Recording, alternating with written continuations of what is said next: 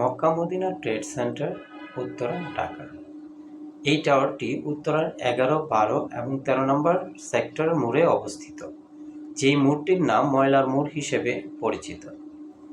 এই টাওয়ারটিতে রয়েছে বেশ কয়েকটি ফ্লোর, আর নিচে রয়েছে রেড মিলার সিরামিক্সের শোরুম, তার উপরে রয়েছে স্পার্ক গিয়ার ফ্যাশন হাউসের শোরুম, এবং স্পার্ক গিয়ারের উপর রয়েছে তন্দুরি অ্যান্ড স্পাইস রেস্টুরেন্ট।